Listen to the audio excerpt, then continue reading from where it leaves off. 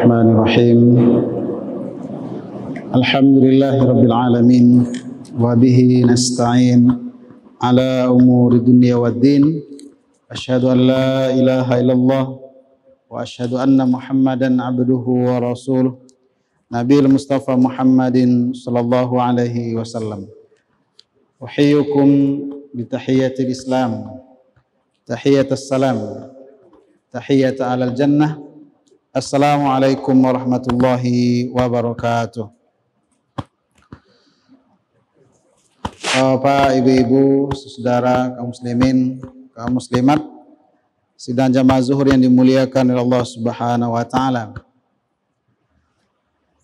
Alhamdulillah, Allah senantiasa memberikan rahmat dan karunia-Nya kepada kita bersama. Sehingga dengan rahmat dan karunia itu jualah insya Allah hari-hari yang kita lewati, walaupun menghadapi ujian dan cobaan, tetap dalam suasana taat dekat kepada Allah Subhanahu wa taala. Kita meyakini kematian itu pasti. Kita meyakini adanya takdir baik dan takdir buruk. Kita meyakini adanya timbangan amal di akhirat kelak. Sebagaimana kita juga meyakini adanya surga dan neraka. Tetapi persoalannya bukan sekedar meyakini, tetapi bagaimana kita menyiapkan diri untuk menghadapi itu semua.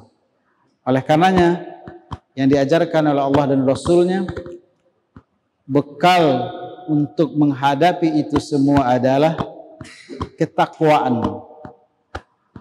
Allah berfirman, "Wa tazawwadu fa inna khairaz zadi taqwa." Berbekalah, carilah bekal sebanyak mungkin, tapi bekal yang utama adalah ketakwaan, ketaatan kepada Allah Subhanahu wa taala. Turunan dari nilai-nilai ketakwaan itu adalah bagaimana kita memahami atau meyakini tentang kekuasaan Allah Subhanahu wa taala. Dia Zat Ar-Razzaq, Zat yang maha pemberi rezeki. Dan 2 pekan yang lalu kita sudah sampaikan bagaimana bentuk-bentuk rezeki yang Allah berikan kepada hambanya. Dari 8 bentuk rezeki yang disimpulkan oleh para ulama, 4 pertama bentuk rezeki sudah kita sampaikan. Mulai dari faktor Allah menjamin kita mendapatkan rezeki karena ruh dan jasad masih bersatu.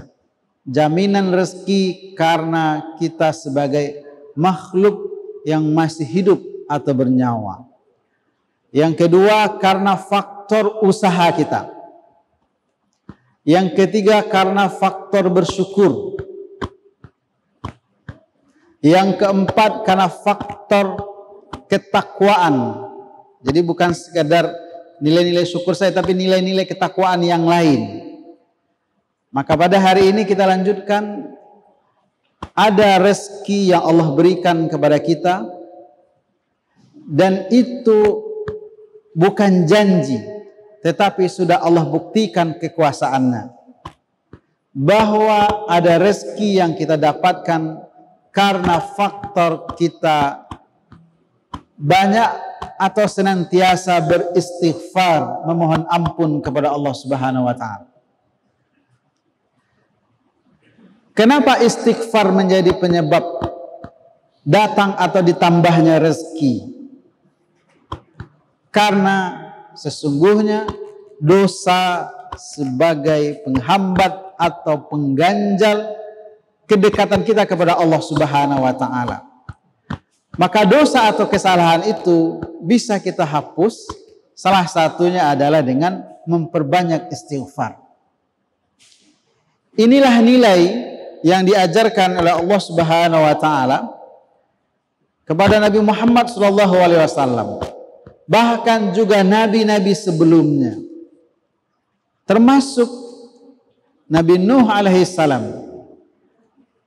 Diajarkan oleh Allah Subhanahu wa taala untuk memperbanyak istighfar. Nabi Nuh juga mengajarkan kepada umatnya untuk memperbanyak istighfar, memohon ampun kepada Allah Subhanahu wa taala. Kenapa? Karena dosa akan menghambat datangnya rezeki, dan dosa itu bisa hilang salah satunya adalah dengan beristighfar, di samping kita melakukan kesolehan-kesolehan yang lain. Allah berfirman dalam surat Nuh ayat ke-10, A'udzubillahi minasyaitonirrajim. Bismillahirrahmanirrahim. Faqultu astaghfiru rabbakum innahu kana ghaffara. Allah berfirman mengajarkan kepada Nabi Nuh untuk disampaikan kepada umatnya, perbanyaklah istighfar kepada Tuhanmu, karena sesungguhnya Dia Ghaffar, Maha Pengampun. Lalu apa kompensasi dari istighfar kita?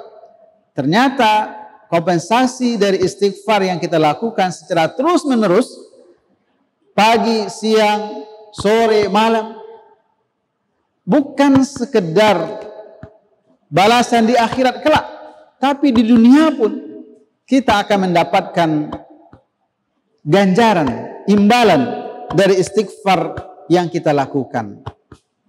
Allah berfirman di ayat berikutnya, yursilis sama alaikum midrara wa yumdidukum bi amwalin wa banin wa yaj'al lakum jannatin wa yaj'al lakum anhara. Allah turunkan biang dari rezeki, yaitu hujan dari langit. Air adalah sumber kehidupan. Maka bagi kita memahaminya dengan iman yang benar, hujan itu adalah rezeki. Walaupun mungkin di tempat tertentu hujan itu berujung dengan banjir, itu adalah bab lain. Tetapi karena istighfar yang kita lakukan secara bersama-sama, berulang-ulang atau sendiri dalam kesunyian, dalam kesendirian kita, ternyata itu insya Allah akan mengundang datangnya rezeki yang diawali dengan turunnya hujan, air dari langit. Tumbuhan yang mungkin sudah hampir mati, tanah yang mungkin sudah gersang, dengan turunnya hujan akan menjadi subur, memberikan rezeki kepada kita. Apakah sampai di situ? Tidak. Ternyata Allah janjikan kekayaan, harta yang banyak, bahkan keturunan berawal dari istighfar yang kita lakukan. Maka ini bukti bahwa istighfar mengundang rezeki, istighfar menambah rezeki dari Allah Subhanahu wa taala. Kemudian yang keenam, ada rezeki yang Allah berikan kepada kita, dan ini memang harus kita yakini bagian dari akidah kita, bahwa rezeki itu akan bertambah ketika kita menikah, ketika kita berkeluarga. Dan itu betul ternyata, bahwa kita mendapatkan rezeki ketika masih membujang atau sendiri, itu betul. Logikanya ketika ada beban, ada istri, ada anak, itu adalah beban. Pengeluaran kita untuk satu orang sekarang bertambah jadi 2 atau 3. Itu logika matematiknya. Tapi ternyata dalam kacamata Allah Subhanahu wa taala, dan ini ada sekali lagi adalah bab akidah atau keyakinan, ternyata menikah itu mengundang rezeki, menambah rezeki. Maka kita sebagai orang tua harus mendorong anak-anak kita yang sudah dewasa, yang sudah saatnya untuk menikah, untuk berani menikah. Kenapa? Karena menikah itu akan mengundang rezeki berikutnya. Allah berfirman, wa ankihul ayama minkum wassalihin min ibadikum wa imaikum iyakunu fuqara yughnihumullahu min fadlih wallahu wasi'un alim.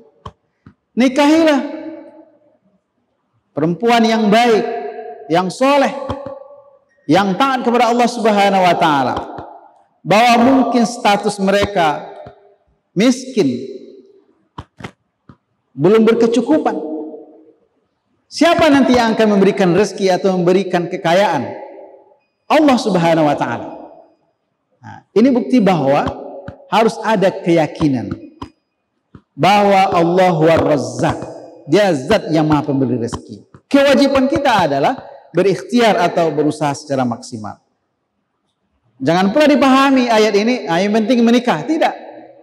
Ternyata secara psikologi, orang kalau sudah menikah ada beban, ada tanggung jawab. Karena ada beban atau ada rasa tanggung jawab itu, maka dia pasti akan berusaha lebih sehingga mendatangkan rezeki. Sebagaimana poin berikutnya, anak juga mengundang rezeki. Oleh karenanya bagi kita dalam Islam, merencanakan berapa jumlah anak itu juga diajarkan. Tetapi kalau seandainya la qadarallah, kita merencanakan cuma 2 atau 3 orang anak, ternyata Allah takdirkan jadi 5 atau 7. Haram hukumnya menggugurkan kandungan kecuali karena darurat. Kenapa? Karena anak juga mengundang rezeki. Wala taqtulu auladakum khasyata imlaq, nahnu narzukum wa iyyakum. Jangan sampai ada umat Islam kita yang meyakini Allah War-Razzaq menggugurkan kandungan karena takut miskin. Allah lah yang akan memberi rezeki, anak yang lahir itu ataupun kita yang sudah hidup ini. Nah, kewajiban kita adalah babnya ikhtiar secara maksimal.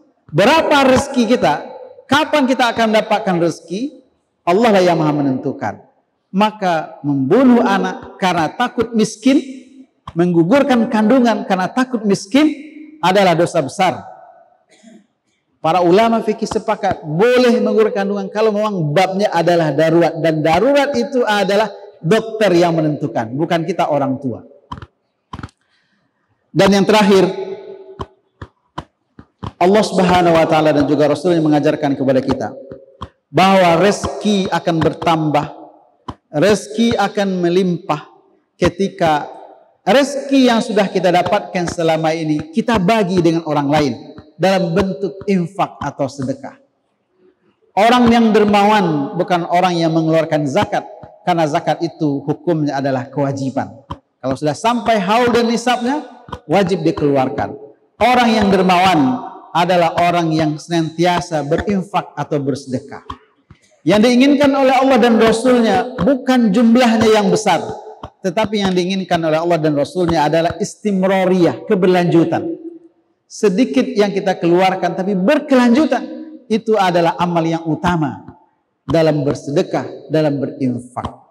Dan kata Rasulullah SAW dalam sabdanya, ma naqasa min malin min sadaqah walakin izdada wazdad, atau kama qala, tidak berkurang harta kekayaan yang kita miliki karena sedekah, karena infak. Tetapi dengan infak sedekah itu akan izdada wazdad, akan menambah, mengundang rezeki-rezeki berikutnya. Inilah amalan yang diajarkan oleh Allah dan Rasulnya kepada kita. Kenapa Rasulullah SAW dan juga dicontoh oleh para sahabat setiap pagi berusaha untuk berinfak atau bersedekah? Karena infak atau sedekah yang kita keluarkan di pagi hari akan didoakan oleh malaikat agar infak sedekah yang kita keluarkan itu diganti dengan rezeki yang berlimpah. Dan ini sekali lagi adalah akidah atau keyakinan yang mesti kita tanamkan dalam diri kita.